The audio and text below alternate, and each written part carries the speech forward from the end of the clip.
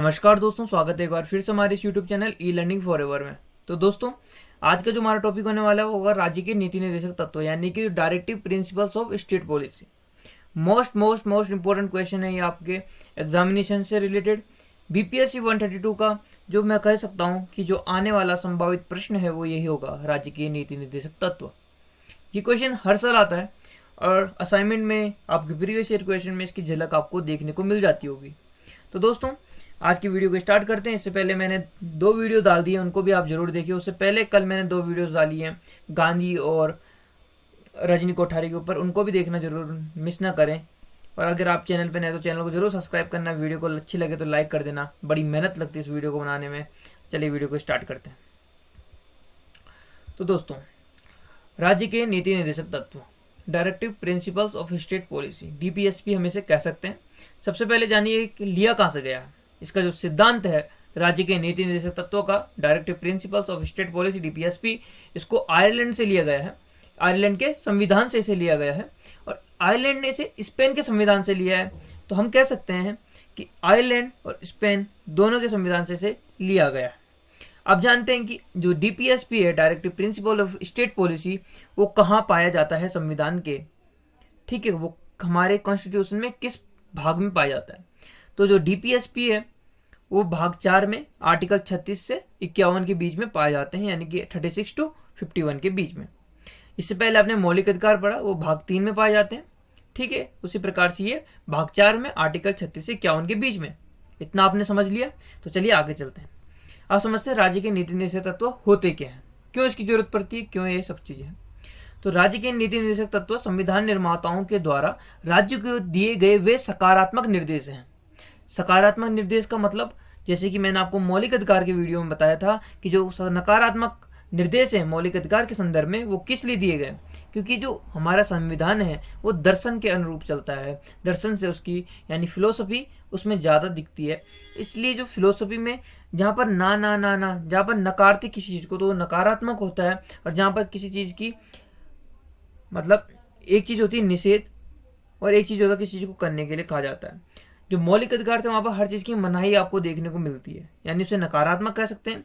इसमें आपको हर चीज़ कहने के लिए, मतलब हर चीज़ करने के लिए कहा जाता है, इसलिए इसे सकारात्मक निर्देश कह सकते हैं। इतना आपने समझ लिया। तो राज्य के नीति निर्देशक तत्व संविधान निर्माताओं के द्वारा राज्य को दिए गए वे सकारात्मक निर्देश है जिनका पालन नीति निर्माण के दौरान किया जाना चाहिए, जरूरी है। मीन्स एक ऐसा स्ट्रक्चर, एक ऐसा सेटअप संविधान निर्माताओं ने तैयार करके दिया है, किसको, राज्य को, कि वो अपने नीति निर्माण के दौरान इनको इंक्लूड करे। ठीक है। फिर नीति निर्देशक तत्वों का उद्देश्य भारत को कल्याणकारी राज्य बनाना है। कल्याणकारी राज्य का मतलब क्या होता है। कल्याणकारी राज्य से तात्पर्य है देश में जिसमें सरकार जनता के सभी वर्गों और विशेषकर वंचित वर्गों के कल्याण का कार्य करती है। जो वेलफेयर स्टेट होती है, कल्याणकारी राज्य होता है, वो क्या करता है, जो सरकार होती है वहाँ की, वो जनता के सभी वर्गों को, चाहे वो अमीर हो, चाहे वो गरीब हो, चाहे वो किसी भी जाति का हो, किसी भी धर्म का हो, किसी भी लिंग का हो, सभी वर्गों को समान रूप से कल्याण का कार्य करती है। विशेषकर रूप से वंचित वर्ग हैं जो हमारे, जहाँ आर्थिक रूप से जो वंचित हैं, सामाजिक रूप से जो वंचित हैं, सामाजिक रूप से जो पीड़ित हैं और राजनीतिक रूप से जो वंचित है, उनका कल्याण का कार्य करती है। ठीक है। अगर आपको कोई क्वेश्चन पूछा जाए तो निम्न में से किसका उद्देश्य भारत को कल्याणकारी राज्य बनाना है, अगर ऑप्शन हो गया प्रस्तावना, मौलिक अधिकार, डीपीएसपी, पंचायती राज्य, तो हमेशा डीपीएसपी यानी कि राज्य के नीति निर्देशक तत्व होते हैं, उनका हमेशा मकसद क्या होता है, राज्य को कल्याणकारी राज्य बनाना। ठीक है। फिर बात करते हैं आर्टिकल 36 की। आर्टिकल 36 क्या कहता है, राज्य की परिभाषा। इसमें राज्य की वही परिभाषा है, भाग 4 के लिए राज्य की वही परिभाषा होगी जो भाग 3 में अनुच्छेद 12 में राज्य की परिभाषा हो करती थी। आप भाग 3 देखिए, उसमें भाग अनुच्छेद 12 देखिए, उसमें जो राज्य की परिभाषा आपको मिलेगी वही भाग 4 के लिए भी राज्य की परिभाषा होगी। फिर आर्टिकल 37 क्या कहता है, नीति निर्देशक तत्व राज्य के शासन में मूलभूत हैं लेकिन वे अपरिवर्तनीय है। अपरिवर्तनीय का मतलब क्या होता है, इनफोर्सेबल, मतलब आप लागू करो या ना करो, ये आपकी मर्जी है। मीन्स जो हमारे संविधान निर्माता हैं उन्होंने क्या किया है, एक स्ट्रक्चर बना के दे दिया है, उसमें अपने नीति से तत्व दे बनाकर दे दिए हैं, और राज्य या सरकार या शासन को ये कह दिया है कि ये आपके नीति निषेध तत्व हैं, इनको आप अपनी नीतियों में अप्लाई करो या ना करो, ये आपकी जिम्मेदारी है। लागू करना ये आपकी जिम्मेदारी है, कोई जरूरी नहीं है। जबकि हमने मौलिक अधिकार में क्या पढ़ा था, वो परिवर्तनीय है, मीन्स फोर्सेबल, मतलब वो लागू होंगे ही होंगे, इनमें कोई श्योरिटी नहीं है। चलिए नेक्स्ट देखते हैं। आर्टिकल 38 क्या कहता है, सामाजिक, आर्थिक और राजनीतिक न्याय से परिपूर्ण व्यवस्था की स्थापना करना। मतलब सामाजिक रूप से, आर्थिक रूप से, राजनीतिक न्याय से परिपूर्ण व्यवस्था की स्थापना करना, आर्टिकल 31 क्लोज 1 कहता है। फिर आर्टिकल 38 क्लोज 2 क्या कहता है, वो कहता है कि आय की असमानता तथा प्रतिष्ठा, सुविधा और अवसर की असमानता को कम करना। आय की समानता, असमानता मतलब आर्थिक कारण, प्रतिष्ठा मतलब सामाजिक कारण, सुविधा मतलब सामाजिक कारण, और अवसर की असमानता मतलब आर्थिक कारण। कुल मिला के आर्थिक और सामाजिक जो असमानताएं हमारे समाज में विद्यमान हैं, उनको कम करने का उद्देश्य आर्टिकल 38 क्लोज 2 में पाया जाता है। फिर आगे बढ़ते हैं। आर्टिकल 39 सब क्लोज ए, स्त्रियों और पुरुषों को आजीविका के पर्याप्त साधन उपलब्ध करवाना। किसी भी लिंग भेद के स्त्रियों और पुरुषों को आजीविका के पर्याप्त साधन उपलब्ध करवाना। ठीक है। फिर आर्टिकल 39 क्लोज बी क्या कहता है हमारा, देश के संसाधनों का जनहित में प्रयोग करना। जो हमारे देश के संसाधन जैसे रेलवे है, रोडवेज है, एयरप्लेन वगैरह, जितनी भी चीज़ें हैं, आजकल आपने कोरोना में देखी होगी, आपके हॉस्पिटल थे, हॉस्पिटल में कर्मचारी थे, वो भी एक देश के साधन के रूप में प्रयोग हुए। उनकी इमरजेंसी में भी रात को भी ड्यूटी हुई, तैनाती हुई कोरोना के टाइम पे, उनको एक्स्ट्रा टाइम करवाया गया, किसके लिए, जनहित में उनको प्रयोग किया गया। फिर आर्टिकल 39 क्लोज सी, उत्पादन के साधनों के संकेंद्रण को रोकना। इसे क्या बोलते हैं, विकेंद्रीकरण।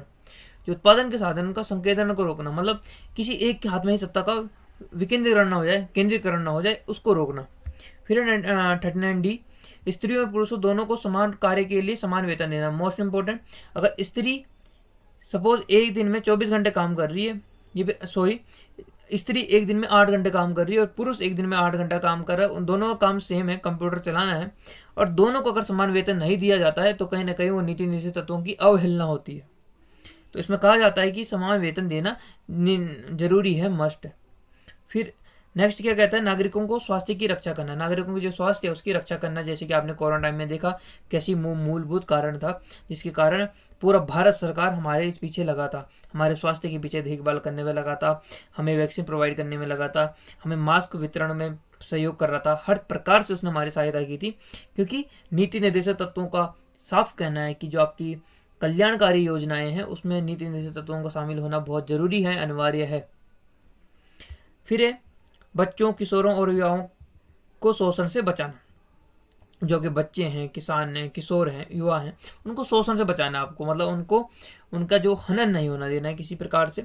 फिर समान न्याय और निःशुल्क कानूनी सहायता प्रदान करना, ये भी इंपॉर्टेंट है। समान न्याय देना आपको किसी को, निःशुल्क कानूनी सहायता। अगर आप एफआईआर दर्ज करो तो उसमें किस प्रकार का शुल्क ना लगे, निःशुल्क रूप से आपकी कानूनी सहायता प्रदान हो सके, ये एक कल्याणकारी राज्य के लिए बहुत महत्वपूर्ण बिंदु होता है। फिर एक इम्पोर्टेंट जो आपका है वह पंचायतों का गठन व सशक्तिकरण करना, ये भी इम्पोर्टेंट क्वेश्चन है आपका, इम्पोर्टेंट आर्टिकल है।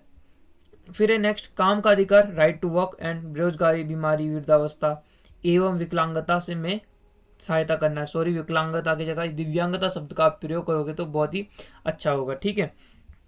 इसमें उदाहरण क्या देखने को मिलता है आपको, जैसे मनरेगा वगैरह है, तो ये सब आपका क्या काम के अधिकार के अंदर, राइट टू वर्क के अंदर आता है। फिर आर्टिकल 42 क्या कहता है, मजदूरों के लिए काम की मानवीय और न्याय संगत दशाएं उपलब्ध करवाना तथा महिलाओं की प्रसूति सहायता प्रदान करना। मतलब जो मजदूर है मान लिए, उनको काम की मानवीय और न्याय संगत दशाएं उपलब्ध करवाना इनका मकसद रहता है। साथ में महिलाओं और प्रसूति सहायता प्रदान करना, इनका यह महत्वपूर्ण कारण वो रहता है। ठीक है। फिर नेक्स्ट इसका आर्टिकल 43, मजदूरों के निर्वाह मजदूरी का प्रबंध करना एवं कुटीर उद्योगों का विकास करना। आर्टिकल 43A क्या कहता है, उद्योगों के प्रबंधन में मजदूरों को भागीदारी देना। जो उद्योग है उसके प्रबंधन में क्या देना है, मजदूरों को भागीदारी देना है। इसी प्रकार से आर्टिकल 33B क्या कहता है, सरकारी संस्थाओं की उन्नति करना व संविधान संशोधन 96 2011 द्वारा यह जोड़ा गया है, यह नवीनतम संशोधन अभी तक का। फिर आर्टिकल 44 क्या कहता है, सभी नागरिकों के लिए समान नागरिक संहिता लागू करना, जो कि हाल फिलहाल 1-2 साल में ये लागू हो ही जाएगी, ठीक है, उत्तराखंड में इसका जोरों से चल रहा है इसका समान नागरिक संहिता का। फिर आर्टिकल 45, 6 वर्ष से कम आयु के बच्चों को बाल्यावस्था देख रेख और शिक्षा प्रदान करना। बहुत इंपॉर्टेंट ये है कि 6 वर्ष से कम आयु के बच्चे हैं उनको बाल्यावस्था देख रेख और शिक्षा प्रदान करना।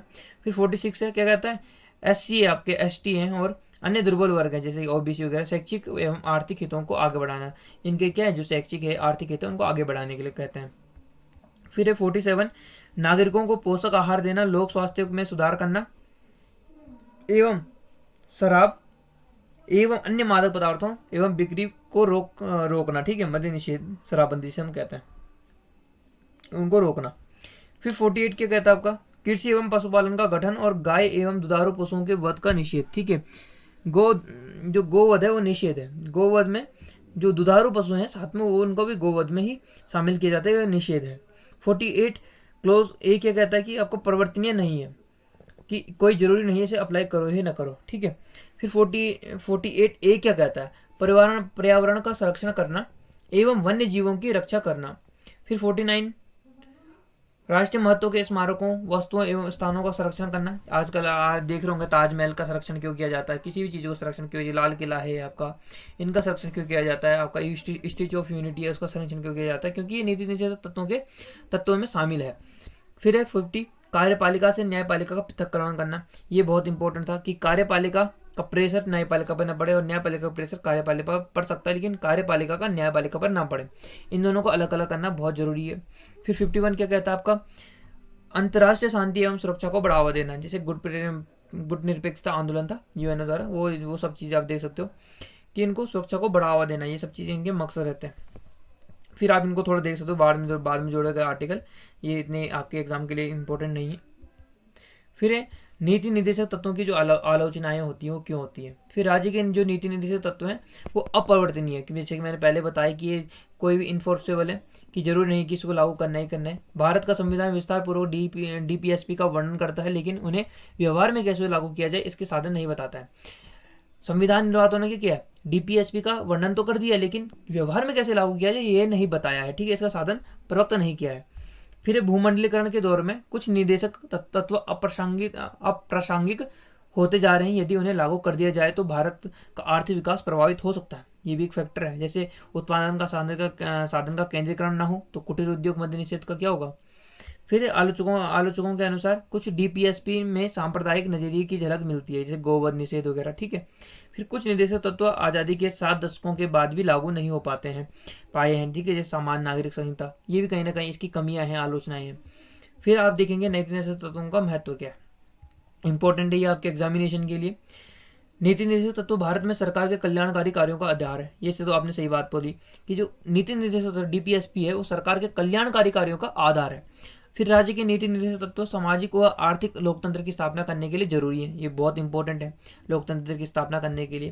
जैसे कि मैंने पहले बताया था सामाजिक और आर्थिक, ठीक है, असमानता को दूर करने के लिए क्या है, लोकतंत्र की स्थापना करने के लिए क्या है, राज्य के नीति निर्देशक तत्व बहुत इंपॉर्टेंट है।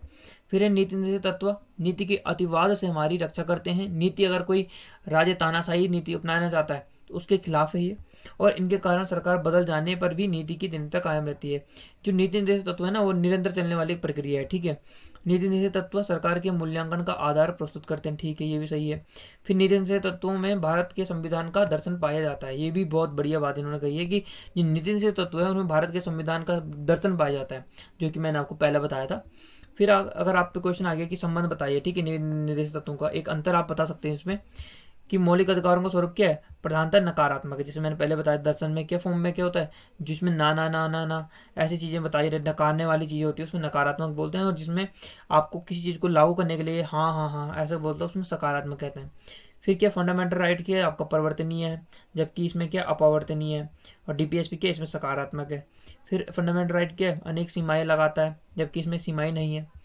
फंडामेंटल राइट के निलंबन केवल विशेष परिस्थिति में और विशेष प्रक्रिया से ही किया जा सकता है, जबकि DPSP लागू किया जाए तब तक वह स्वतः निलंबित है। जब तक मतलब DPSP को लागू नहीं किया, आपने किसी भी एक तत्व का लागू नहीं किया, तब तक वो स्वतः ही निलंबित है। ठीक है, तो दोस्तों ये आपका था नीति निर्देशक तत्वों के बारे में। ठीक है, इसमें एक और चीज़ मैं आपको ऐड कर दूं, जो ये आपका भारतीय नागरिकों के मूल कर्तव्य है ना, ये कौन कौन से, एक बार मैं ये बता देता हूँ। तो संविधान के अनुच्छेद 51A के अनुसार नागरिकों के मूल कर्तव्य इस प्रकार हैं: संविधान तथा उससे संबंधित आदर्शों, संस्थाओं, राष्ट्रध्वज, राष्ट्रगान आदि का सम्मान करना, भारत की संप्रभुता, एकता व अखंडता की रक्षा करना, ऐसी प्रथाओं का त्याग करना जिनके द्वारा धर्म, भाषा, जाति, वर्ग या लिंग के आधार पर मनुष्य से भेदभाव किया होता हो, समसामयिक संस्कृति की गौरवशाली परंपरा के महत्व को समझना, प्राकृतिक पर्यावरण व वन्य जीव जीवन के प्रति दया भाव रखना, वैज्ञानिक दृष्टिकोण, मानववाद तथा सुधार की भावना को विकसित करना, हिंसा से दूर रहकर सार्वजनिक संपत्ति की सुरक्षित रखना, राष्ट्र को अग्रसर करने से संबंधित व्यक्तिगत तथा सामूहिक गतिविधियों का भाग देना, आवश्यकता के समय देश के, राष्ट्र तथा राष्ट्र की सेवा करना, स्वतंत्रता के लिए प्रेरणा स्रोत नेताओं के उच्च आदर्शों का पालन करना, अभिभावकों द्वारा 6 से 14 वर्ष के बच्चों के लिए शिक्षा के अवसर प्रदान करना।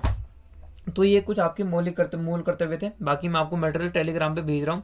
अपनी स्टडी को जो है बिल्कुल जोरों शोरों से रात भर पढ़िए आप लोग आज, क्योंकि बहुत कम टाइम है आपको, कल एग्जामिनेशन है। इसलिए आज की वीडियो में इतना ही। जे मिलते हैं आपको नेक्स्ट वीडियो में। पसंद आई हो मेरी मेहनत को, आपने देखा हो तो प्लीज़ लाइक करें वीडियो को।